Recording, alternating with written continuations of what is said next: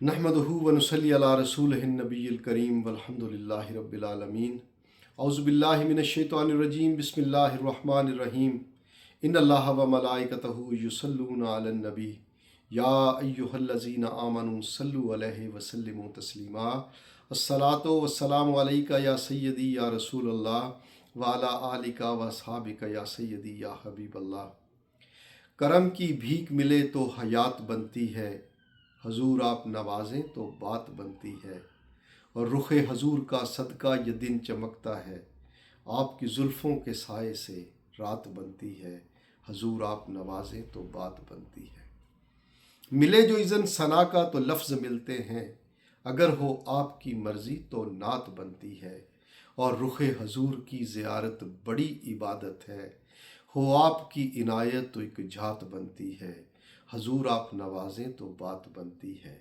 और नबी की दीद से बनते हैं औलिया भी असफिया भी, इसी सूरत से सूरत निजात बनती है। और जिसे वसीला बनाया तमाम नबियों ने, उन्हें वसीला बनाओ तो बात बनती है। मुअज़्ज़ज़ हाज़रीन, हमारा जो एक सिलसिला चल रहा है कि फजीलते दरूद पाक, साढ़े बजुर्ग, तुसी भी घरां च वेख्या होना, वड्डे बजुर्ग जिहड़े ने, जदों कोई बच्चा कोई बंदा चंगा काम करके आंदा है ना, तो उन्होंने थापी देंदे ने, जा पुत्र तेनू सत्ते खैरा है। एनकरेजमेंट है कि जा तेनू कोई मसला नहीं हुंदा, जा तेनू सत्ते खैरा। जनरल गल हैगी कि तेनू कोई मसला नहीं हुंदा। साडे असी की सत्ते खैरा तो समझने आ, असल च सत्ते खैरा है की ने। बुजुर्गां ने, साडे साईं बाबा ने ये सत्ते खैरा जिहड़ियां ने ना, वो तुहाडी खिदमत च पेश कीतियां ने। सत्त खैरा की ने? सब तो पहली खैर कि बंदा सुन्नी होवे। सुन्नी होवे। क्यों सुन्नी? हजूर सल्लल्लाहु अलैहि वसल्लम ने इरशाद फरमाया कि मेरी उम्मत दे 73 फिरके होंगे। 73 फिरके, 72 जहन्नमी होंगे, एक जन्नती जमात होएगी उहदे चों। सहाबा पूछा हजूर कौन? फरमाया वो मेरे ते मेरे सहाबा दे तरीके ते जिहड़े होंगे। ये सवाल हज़रत इमाम हुसैन दे बेटे हज़रत ज़ैनुल आबिदीन रज़ी अल्लाह तआला अन्हु दी बारगाह च कीता गया कि जी यह हदीस पाक है कि हजूर ने फरमाया है कि 73 फिरके होंगे तो एक जमात जिहड़ी जन्नती होएगी, बाकी 72 फिरके जन्नमी होंगे। तो फरमाया कि वो अहले सुन्नत व जमात होंगे। मैं जी अगर अहले सुन्नत व जमात की निशानी, अहले सुन्नत व जमात जिहड़े ने, अगर 3 4 5 लोग होन, फिरके होन, वो कह मवी अहले सुन्नत आ, वो कहे मवी अहले सुन्नत, कोई मवी अहले सुन्नत आ, तो मैं किवें पछाणागा कि फलाना जिहड़ा है वो सही अहले सुन्नत है? फरमाया अहले सुन्नत दे विच दरूदे पाक की कसरत होएगी, दरूद पाक की कसरत होएगी, नात शरीफ की कसरत होएगी। हाँ जी। ते सुन्नी बनाने वाली जिहड़ी चीज़ है, जन्नती बनाने वाली जिहड़ी चीज़ है, नजात वाली जमात दे विच शमूलीयत वाली जिहड़ी चीज़ है, वो चीज़ की है? कसरते दरूदे पाक। हाँ जी। रब ने एवें नहीं तरगीब दवाई कि मैं भी दरूद भेजना, मेरे फरिश्ते भी दरूद भेजते ने। ए ईमान वालियो, तुसी भी दरूद भेजो। किड्डी खूबसूरत। अगर तुसी अंदाज़ा करो कि रब ने दरूद भेजने वाले नूं ईमान वाला पहलों कहता है कि ईमान आवे तो तुहाडे तां जे तुसी दरूद भेजोगे ते हजूर दी हदीस है, जिन्हें अपनी जिंदगी च एक कारी भी दरूद शरीफ नहीं पढ़िया, वो बंदा भावें जन्नत के करीब पहुँच जाए, उन्होंने जन्नत का दरवाज़ा नहीं लभना, वो घूमता फिरेगा। क्योंकि मेरे नबी तो दरूद नहीं भेजा उन्हें, जिन्हें एक बारी भी नहीं भेजा। हदीस पाक है। पहली खैर है कि तुसी नाजी जमात, नाजी फिरके दे विचों जे कि जेड़ी जन्नत च जाएगी, बाकी 72 जन्नम च जाएंगे। मेरे नबी पाक दी ये हदीस 18 सहाबा कराम तो मरवी है कि उम्मत दे 73 फिरके होंगे, जन्नती एक जमात होएगी। पहली खैर तायब है कि तुसी कसरते दरूद पढ़ोगे, तुसी सुन्नी हो जाओगे। हजूर पाक की हदीस है कि जो बंदा कसरत से दरूद पाक पढ़ता है उसके पेशानी से जहन्नमी ख़त्म करके जन्नती लिख दिया जाता है। हाँ जी, कि ये शक्की नहीं है, ये जन्नती है, ये उसके माथे पे लिख दिया जाता है। तो अगर तुसी जन्नती बनाना है, तुसी सुन्नी बनना है, तो पहली खैर है आपदे पल्ले पाओ। दूसरी खैर हजरात की है, दूसरी खैर है कि हजूर एक दिन फरमान लगे कि अम्मा आयशा नू कि आयशा तेनू पता है कि बंदे की जान किवें निकलती है? या रसूल्ला नहीं, मैनू तो नहीं पता। फरमाया कि जिवें बेरी का ढिंगर होवे ना, कंडियां वाला छापा, उनके उत्ते मल का कपड़ा पा के ते खिंचो, कितनी तकलीफ होएगी, कपड़ा लीरा लीरा हो जाएगा। या एक बंदे दे जिस्म ते इक्को वारी 100 तलवारां मारो, उहदी हड्डियां का भी कीमा हो जाएगा, कितनी तकलीफ होएगी। फरमाया कि इन्नी तकलीफ होंदी है जान निकलन लग्या। या रसूलुल्लाह सल्लल्लाहु अलैहि वसल्लम आप फरमान लगियां तो बड़ा औखा काम है, बड़ा मुश्किल टाइम है। फरमाया ये मौत जिहड़ी है ये मुनाफिक दी है, ये मौत जिहड़ी है काफर दी है। तो मोमन की मौत किवें दी है?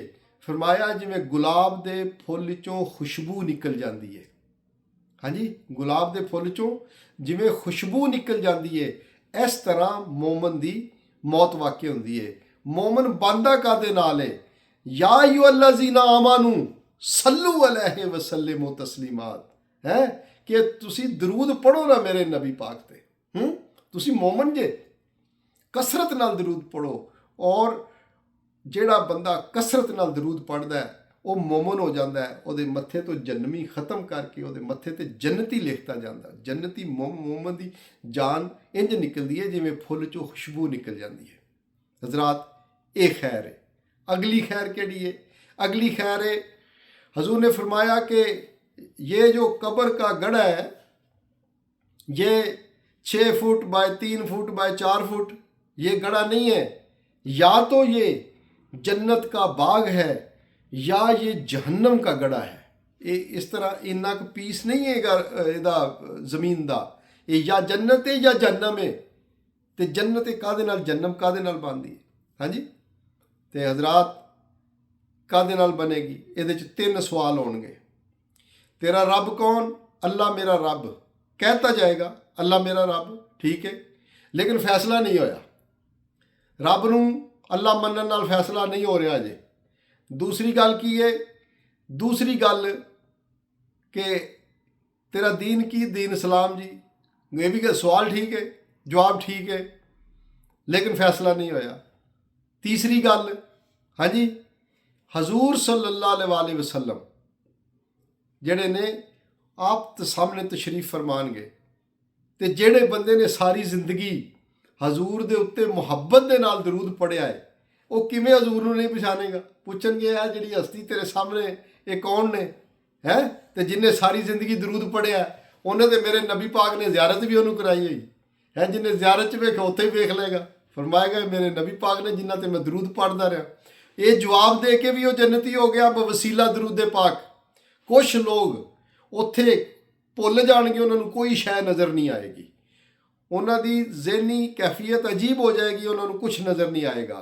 फरिश्ते सवाल करनगे, उन्होंने सवाल नहीं आ रहा। होएगा कि थोड़ी देर तो बाद एक नूरानी हस्ती आएगी, फरिश्तियां दे 3 सवालों के जवाब दे देगी, वो बंदे वास्ते जन्नत की खिड़की खोल दी जाएगी।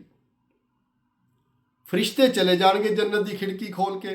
वो नूरानी हस्ती जिहड़ी उत्थे तशरीफ लैके आई, कबर वाला पूछेगा कि ऐ हज़रत तुसी कौन जे?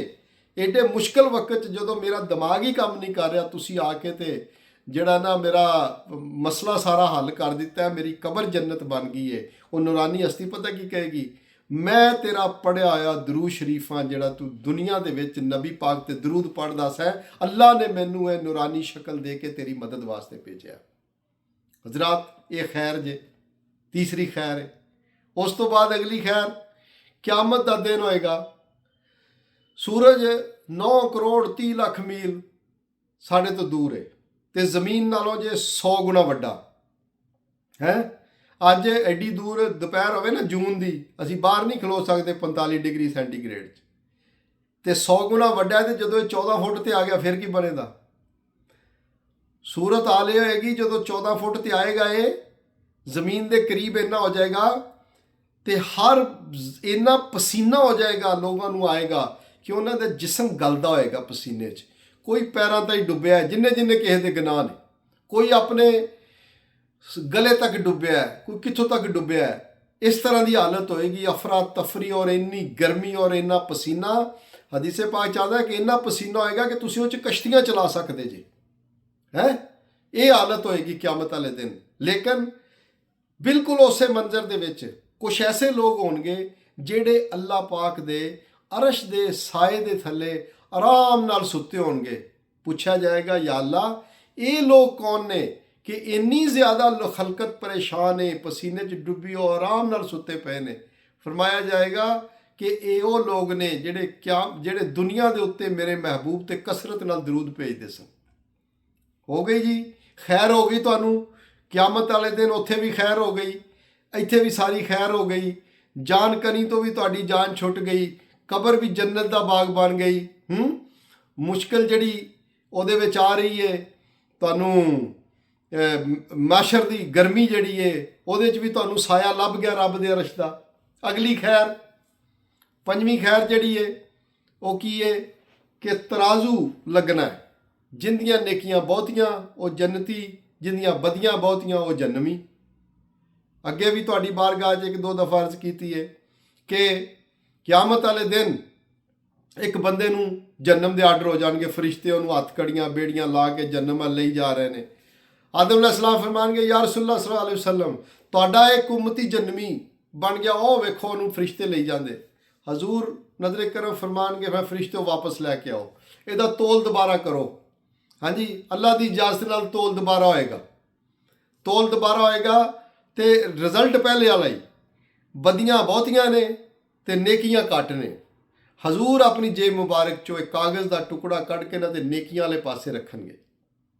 ਨੇਕੀਆਂ ਵਾਲੇ ਪਾਸੇ ਜਦੋਂ ਕਾਗਜ਼ ਦਾ ਟੁਕੜਾ ਰੱਖਿਆ ਤੇ ਸਾਰੇ ਉੱਥੇ ਸ਼ੋਰ ਪੈ ਜਾਏਗਾ, ਵੇਖੋ ਜੀ ਇੱਕ ਜਨਮੀ ਜੰਨਤੀ ਹੋ ਗਿਆ, ਵੇਖੋ ਇਹ ਕਾਗਜ਼ ਦੇ ਟੁਕੜੇ ਤੇ ਕੀ ਹੈ। ਜਦੋਂ ਹਜ਼ੂਰ ਨੂੰ ਪੁੱਛਣਗੇ ਤੇ ਹਜ਼ੂਰ ਫਰਮਾਨਗੇ ਇਹਨੇ ਬੜੀ ਮੁਹੱਬਤ ਦੇ ਨਾਲ ਇਹ ਕਰੀ, ਆਪਣੇ ਦਿਲ 'ਚ ਮੇਰੇ ਨਾਲ ਦਰੂਦ ਸ਼ਰੀਫ ਪੜਿਆ ਸੀ ਮੇਰੇ ਉੱਤੇ, ਮੈਂ ਉਹ ਸੰਭਾਲ ਕੇ ਰੱਖ ਲਿਆ। ਅੱਜ ਉਹ ਦਰੂਦੇ ਪਾਕ ਮੈਂ ਇਹਦੇ 'ਚ ਰੱਖਿਆ ਤੇ ਉਹ ਇੰਨਾ ਵਜ਼ਨੀ ਹੈ ਕਿ ਉਹਦੀਆਂ ਸਾਰੀਆਂ ਬੁਰਾਈਆਂ ਘਟ ਗਈਆਂ ਨੇ, ਉਹਦੀਆਂ ਸਾਰੀਆਂ ਨੇਕੀਆਂ ਜਿਹੜੀਆਂ ਨੇ ਉਹ ਵਜ਼ਨੀ ਹੋ ਗਈਆਂ ਨੇ, ਬਹੁਤੀਆਂ ਹੋ ਗਈਆਂ ਨੇ, ਤੇ ਉਹ ਬੰਦਾ ਜਹੰਨਮੀ ਤੋਂ ਜੰਨਤੀ ਬਣ ਗਿਆ।